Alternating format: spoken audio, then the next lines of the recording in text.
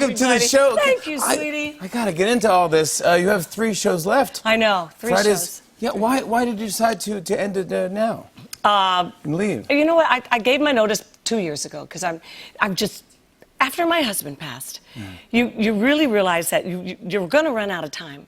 He didn't know that morning he was running out of time. We had plans for the day, right?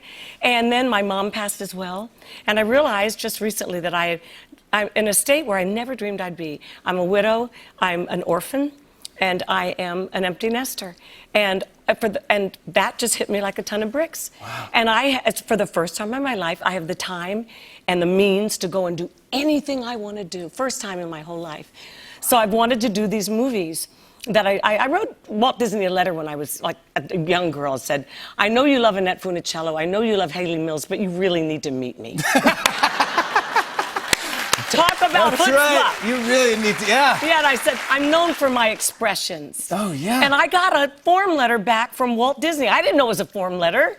And so and he said, maybe we will work together someday.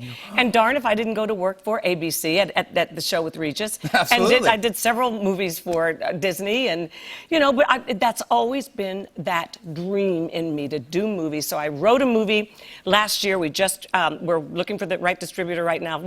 Wrote it for my friend Craig Ferguson, who's one of the most brilliant people in the world. He's hilarious. We shot it in Scotland. We want to do 4 more based on the same characters. You did it in Scotland? We shot the whole thing in Scotland.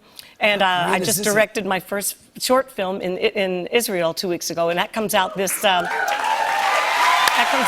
you. Yeah. You're crushing it.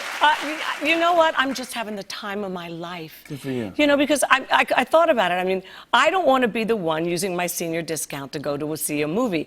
I want to make the movie that the seniors are using their discount to come That's and right, see? Smart. Why not? Why not?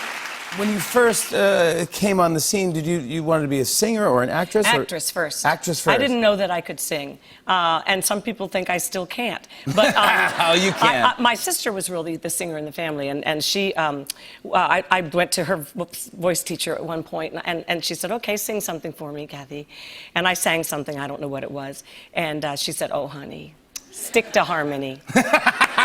Stay in the background. It made me so mad. 15 feet from stardom. I said, I'll show her I can sing. Oh, yeah. And cut to numerous albums later. And 16, thank you. Wow. You want one? I have. I have most of them. But how did the gig with Regis begin? How did that start? You know what? I was working at Good Morning America.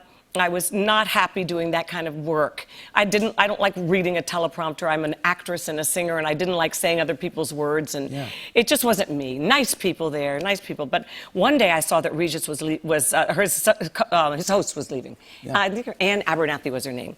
She was leaving. I called up my agent, and I said, I want that job. I want to get that job. They go, it's a local show. I said, I don't care. I'll have fun there. I'll have fun. Yeah, I'll have fun. So, and that's what Regis and I used to call it a local piece of slime show. And we were proud of that. And we still are. And that went national within 3 years and changed the face of television history. For good or not, it sure did. Yeah, absolutely did. I loved it. I mean, yeah. So then you do that for how long? Was it 15 years? Did 15 years of that. And then you went off? Then I hosted Late Night with David Letterman when he had his heart situation. That's right. And that was the first female host of that. And I remember the night I hosted it, I felt like God was saying in my heart, take a picture, take a mental picture, Kathy, because this is the moment your life changed. Went out to dinner with my friends and Frank afterwards and said to everybody at the table, I'm going to tell Reach tomorrow I'm leaving when my contract's up. I always signed from year to year to year.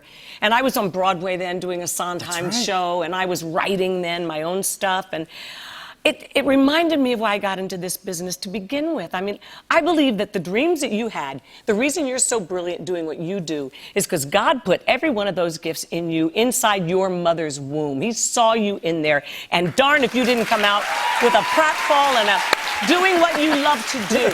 I really do, yeah. I don't think we should ask kids, what do you want to be when you grow up? I wrote a book about it for little kids. You should say, what has the Lord already promised for you? And what is his plan for you? Because you've got great big dreams in you that he wants to come true. Yeah. On and on and on. I said, and it's on and on and on.